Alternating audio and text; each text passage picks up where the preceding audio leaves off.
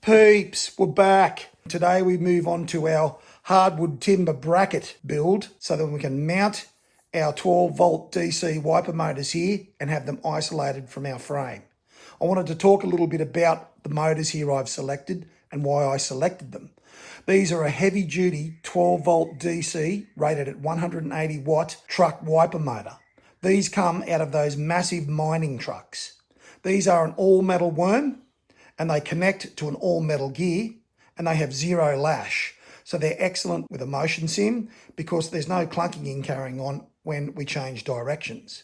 As mentioned, these are rated at 180 watts. They will operate at 40 RPM when you wire them for the fast speed. And in my use of these motors on this sim, more than fast enough. In computing terms, more than fast enough. Okay, and these are rated for 20 to 100 Newton meters, so they're very strong. And I decided to go with these because I'm a lard ass and I need something that's going to move a lard ass around. This model is ZD1735 for reference. Okay, what we need to do now, guys, we need to get some measurements for our motor mounting points onto our hardwood so then we can build our hardwood brackets. Okay, the doctor just keeps throwing tools in there that weren't included in part 2 tools list. Isn't the doctor great? Get yourselves a set of dividers. These are excellent for measuring accurately distances and are going to be more accurate in a scenario like this than trying to put a ruler between two locations on a motor. So you need to find the center points of your motor mount locations, okay, where the bolts go in. I can already tell you that these are 78 millimeters apart. Now, I've already made my brackets for this motor, so you can in all confidence listen to the doctor. In this case, he is not a dodgy doctor. So, centre to centre on the ZD1735 wiper motor from Motion Dynamics, the hole mounting locations are 78 millimeters apart. Now, you may not have this wiper motor. You may want to source your own wiper motor.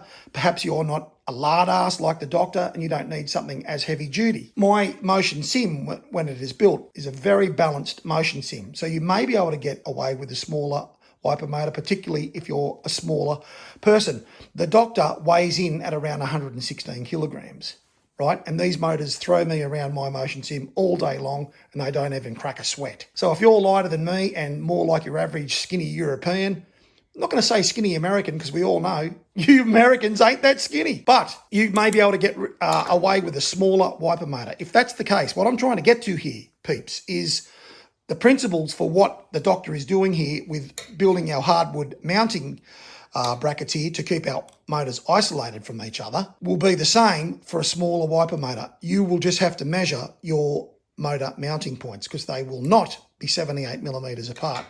They will differ. The rest of the build will be the same. You'll just have to scale it to your wiper motor mounting points.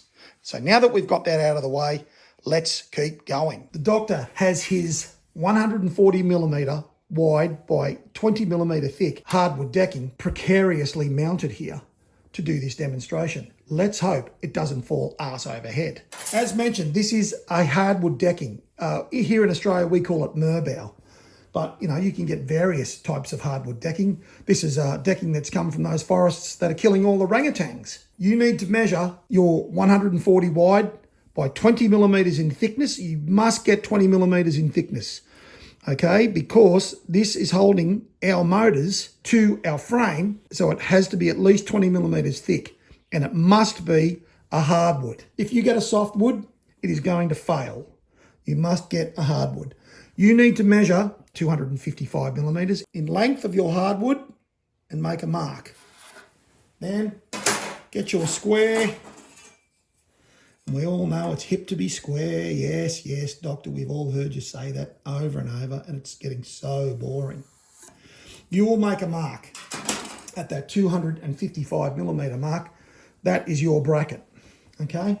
Now let's talk about how we set up our bolt hole locations for our motor and our motor mounting bracket, which we've now welded to our midframe. So to set up our bolt holes and have them nice and clear from our edges, as spoken about before, hardwood is a very strong material to use, but it does have its limitations compared to metals. So we need to make sure that we keep any bolt holes, etc., as far from edges as we can, so then we don't end up with any splitting due to excessive forces placed on our hardwood. So we will place our bolt holes in 30 millimeters from our leading edge. Now you can do this either side of the piece of hardwood you've just cut at 255 millimeters. It won't matter at this stage, but this becomes the front of your mounting bracket once this is marked. So you need to measure in 30 millimeters, make a mark, and then get your square and mark along that 30 millimeter point. Now what we're going to do, people, is we're going to find the center of our 140 millimeters, which is 70 millimeters. Make sure you've got your ruler flush at the very edge of your 140 hardwood. Make a mark at 70. And then do the same at the other end. 70. All right. And we're going to put our ruler between those points. I'm waiting for this piece of timber to fall down. Seriously, I've got it leaning on my wiper motor with nothing at the bottom part of it. It's going to slide out any second. So this is challenging to keep this nice and straight, but not knock my wood over. And then draw between those two, and you have your halfway point. Okay, so our motor mounting points on our motor are 78 millimeters apart. So what we need to do is we need, from our halfway mark here, we need to measure 39 millimeters in each direction, because half of 78 is 39. This is where our bolt holes are going to locate. So if you have a different wiper than mine, you will need to measure half of the distance of your motor mounting holes, and you'll need to mark that halfway mark each side of our halfway mark here on our timber. In our case, as I just mentioned, that is going to be 39 millimeters. So I'm going to use a pencil now, because we're starting to get to the point where we need our marks to be as accurate as we can get them. 39. Problem with the pencil, it is a little bit hard to see. 39. And that is where we will be drilling our holes. Now, the other way you can do this, guys, if this is just going to do your head in trying to do it this way, and I understand that, you could, in fact, get some baking paper, and you could push some baking paper over your motor shaft down onto the flat section of where your motor mounts are, and you could basically mark a hole in those bolt hole locations, and you also then have the center of where your motor shaft is, because obviously around this location here we need to drill our 44 millimeter hole to take our motor shaft. So we need to, that's what our 44 millimeter hole is for. That 44 millimeter hole saw also allows us to feed our bracket, which is welded onto our motor shaft through our timber bracket here. So like I said, you could trace this all up with some baking paper, but you'd have to make sure that your baking paper, right, and where your holes are still are at 30 millimeters inboard from that baking paper. So it's going to be hard to get that accurate because you're using a bit of flimsy paper, right? This is a better way to do it. So I'd just keep following my directions for less cock-ups. So these are our two front mount points on our motor. To get our mid mount point, you can do your dividers at 78 mil apart, and you place them on those marks that we've just made at the 39 millimeter mark. And you can do a little mark like this. And where they intersect is where your center point's going to be. Now, I can already tell you what that is to save you the trouble. So then, even though the doctor keeps loading you up with tools, to save you having to buy those dividers, which are very handy things to have, let me give you the drill. I can tell you, if you measure from your center line here, right, you will measure 67 millimeters. So if you measure from our 30 millimeter inboard line here, 67 millimeters, from this line, 67 millimeters, that's where your mid-mount bolt hole will be located. Now we need to find the center point where our motor shaft will come through our bracket. It's the 44 millimeter or 45 millimeter hole I spoke about earlier that you need to be able to drill with a timber hole saw. It needs to be that size because our motor levers are actually going to be welded onto our shafts on our motors. So they can't be placed on this after we've put the motor on the bracket. So they have to be able to feed in. So you need a hole that size to be able to get the brackets that you're going to build that are welded onto your motor shafts through your bracket, okay?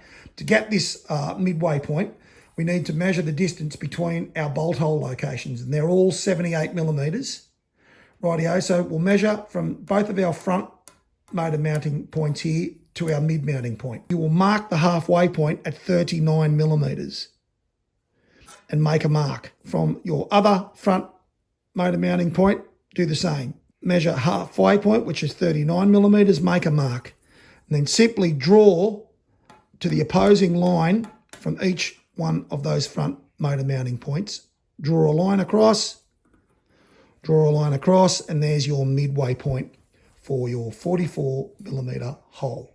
Okay, once you've marked these in and then you've cut your bracket at the 255 millimeter mark, we're going to clean these up. We're going to clean this piece up so our corners, like on our metal, are rounded and just do it a little bit nicer if we happen to come into contact with them. Now, those flap disc pads that I've already talked about, this is a brand new one. These are also excellent for working with timber. Obviously, they're just sandpaper. So I use mine to basically round all my corners, round the edges off a little bit, and just make the whole thing a little bit more pleasant, a little bit more tactile. So do that before we drill our holes. You'll have your piece basically looking like this after using your sandpaper pad on your angle grinder. Now, use caution when using that sandpaper pad on your grinder. It really takes material off fast. You can actually use those sandpaper pads on your angle grinder to help tweak where you've cut. So if you're cutting with a handsaw or even a circular saw, sometimes it can be hard to get it really straight on your mark, and sometimes your piece might not be exactly square. You may still see some of your mark where you've cut a little bit crooked. You can put this pad on the front of your piece and you can tweak it and bring it back down exactly square. As I said, do use caution. It takes material out really fast. So just bevel around those edges, round your corners, and we're ready to drill this now. Now, our finishing hole diameters for our motor mount locations are 10 millimeters. Obviously, as already said, we use our 44 millimeter or a 45 millimeter hole saw for our center shaft location. Pilot hole these first, okay? Use a 5 millimeter drill bit to pilot hole all of these 4 locations before you drill with your finishing drill bit and hole saw. Yes, if you try and use your 10 millimeter drill bit straight away, they can still walk on hardwood, okay? But a smaller drill bit will be a little bit like using a punch. We don't need to punch these. Just a 5 millimeter drill bit first, finishing with a 10 millimeter drill bit on our bolt hole locations for our motor mount points. And then we'll finish with our hole saw here, and I will show you how that is done. Okay, there's our 5 mil pilot holes, right, drilled in those locations. Now you'll get your 10 millimeter finishing hole diameter and you'll drill in your 3 motor mounting points. Okay, let's get our 44 millimeter hole in our shaft center location. Now, when you're using a hole saw in timber, you do this while you're using it. You just slightly oscillate your drill to allow more of a cutting motion, all right?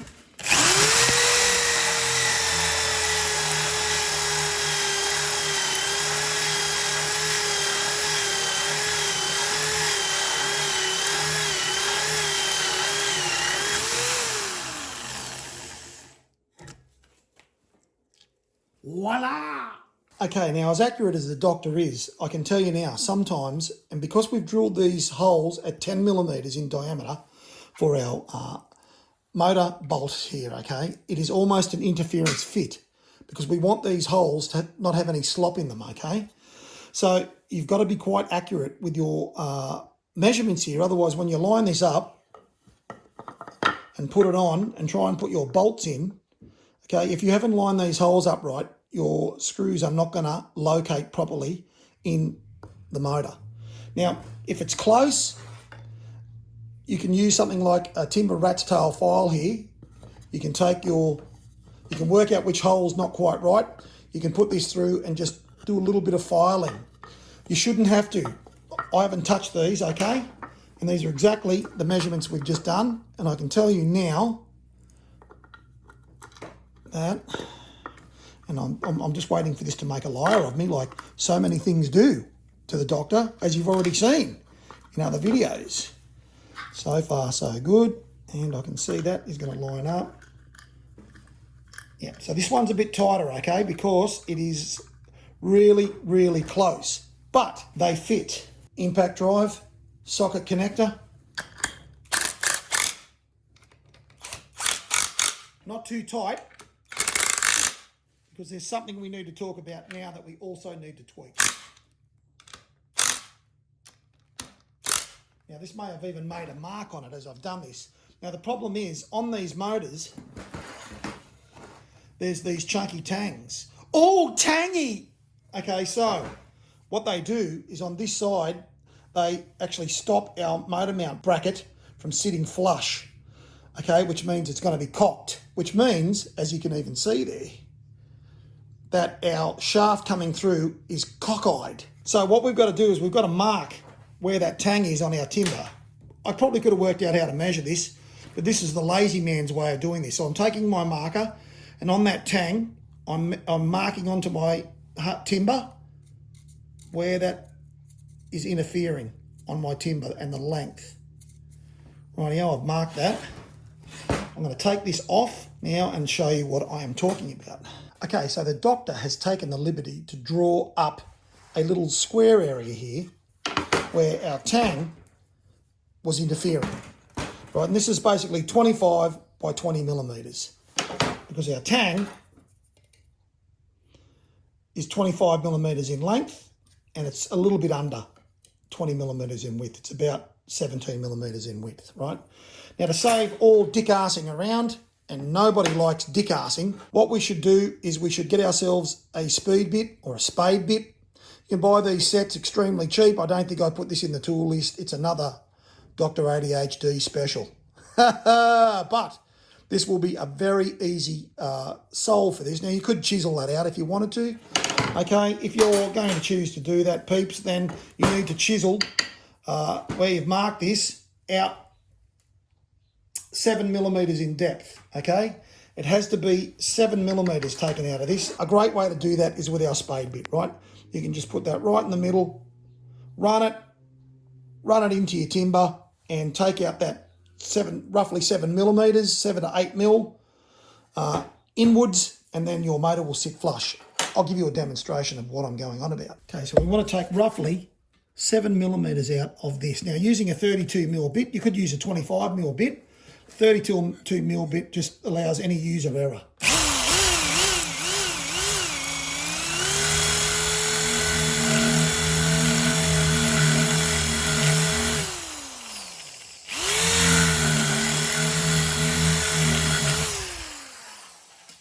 Okay, you want about 7 millimeters in depth.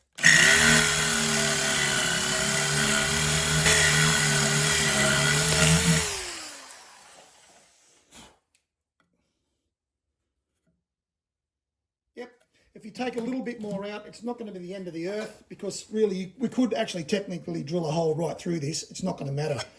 Our bracket's sort of further up here, but I would advise you to not take it out. You don't want to weaken your bracket in any way, so the least material we can take out, the better. So that's an effective way of solving that problem on the motor tangs. Okay, the last thing you need to mark on your hardwood timber bracket is from the back side now. So our holes are at this end.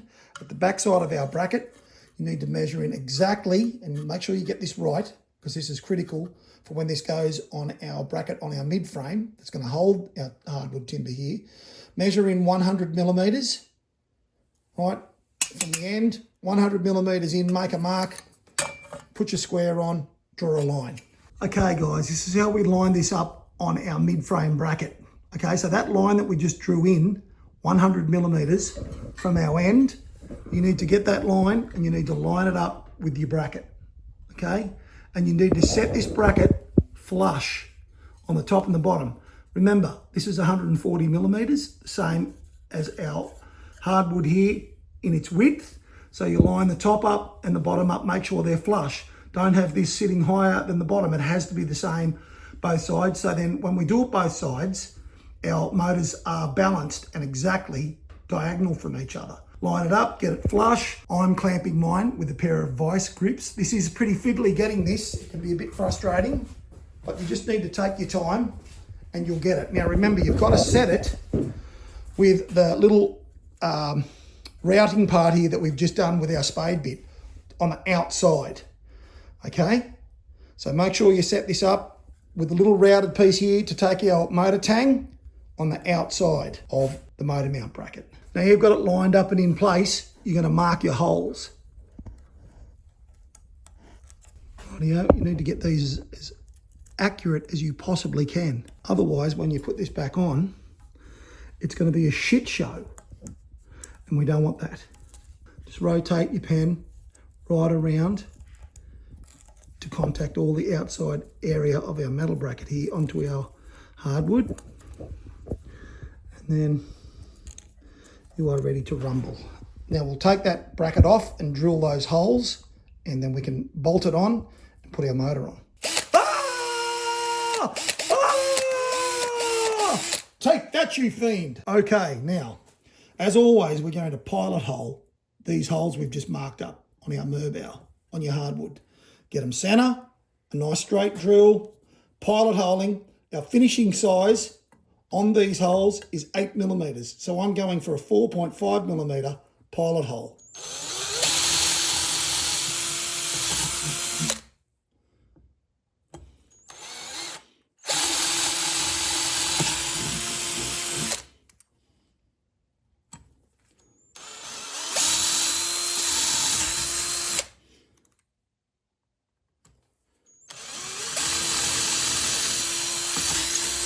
Ye old finishing size. Now, I can guarantee without a shadow of a doubt, these will not be quite right. A little bit like the doctor.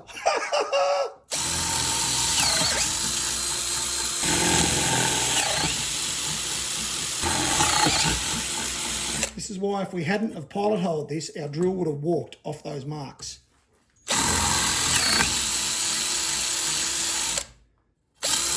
Now when we turn this over, it'll be pretty nasty on the back. It's not too bad. Now you can take your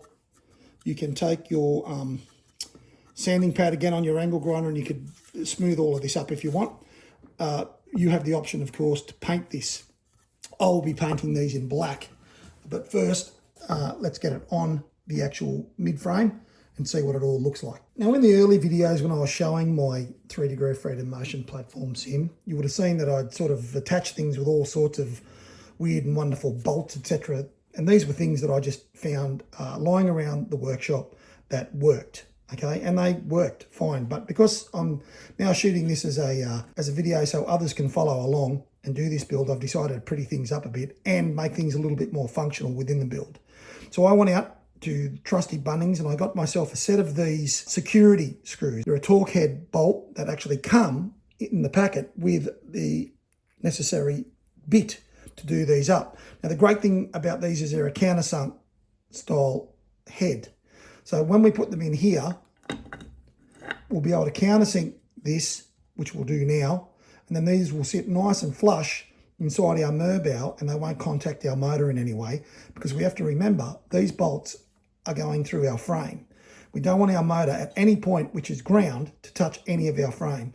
So this is an excellent idea. I ended up with my old build having to countersink some of these holes quite deep for my normal bolts that I use that were lying around, and it's not ideal because, you know, I'm taking out material of my hardwood. So this is a much better way to do this. So let's countersink these first with the countersink.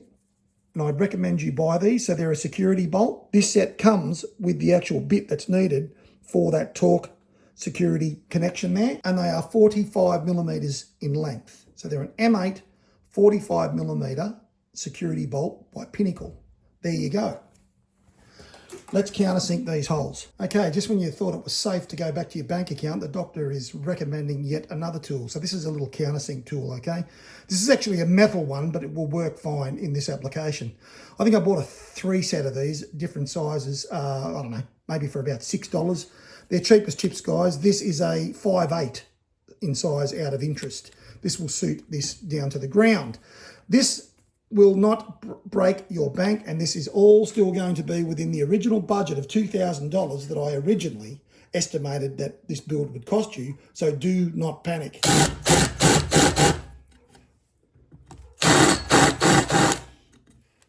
Not too deep. Not too deep, peeps. If you go too deep, trouble will be brewing. Remember, we want as much material as we can get all the time with this. I've basically gone where our taper finishes is where I have gone in. Our bolt will sit nice and flush now and not contact our motor. Let's get this on our mid frame and then let's get our motor on and have a look at the finished result. Now the doctor hasn't gone too crazy doing these up really tight because this all has to come back off again. So when you do this at your final stage of installing your motors, you will use some thread locker with these nuts. They don't come with washers in that particular set. You could use a spring washer or something if you want. I will be using some medium strength Loctite when I actually tighten these down after I've painted my bracket. Now when your motors go on, because these are a left-hand motor, one motor ends up in the opposite direction on the mounting bracket than the other. Don't panic about this, peeps, because it doesn't make any difference.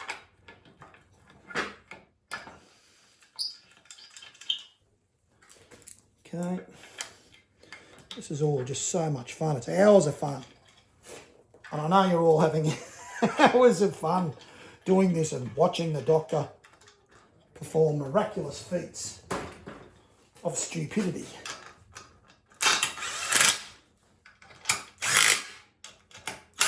Don't overcook those, okay?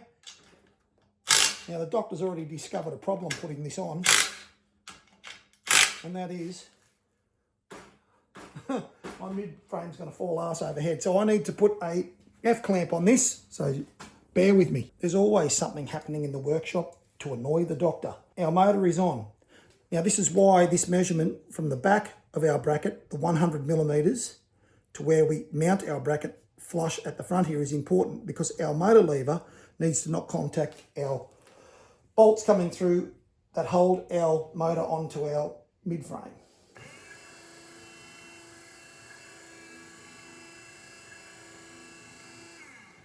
We are laughing all the way to the bank, so you do need to follow those measurements, or if you're using an alternative wiper motor, you're going to have to work that out. Keeping in mind that your levers, when we build these brackets shortly, these levers that we weld onto our motor shaft here, they're 110 millimeters in length. So keep that in mind for your build. Well guys, it's time to call it quits for this video. We're already at roughly the 30-minute mark. Apologies for the video going for so long, but there's a lot of content once again to cover. Big thank you to everyone who's subscribing. Again, I really appreciate everyone who's subscribing. Appreciate the ad, guys. We're really starting to gather some momentum now in this build, and we'll see you very soon in the final part of our mid-frame build, which will be incorporating our traction loss bracket and motor onto our mid-frame. Then we move on to our top frame. Okay, guys, until then, stay safe, stay healthy, and we'll see you later.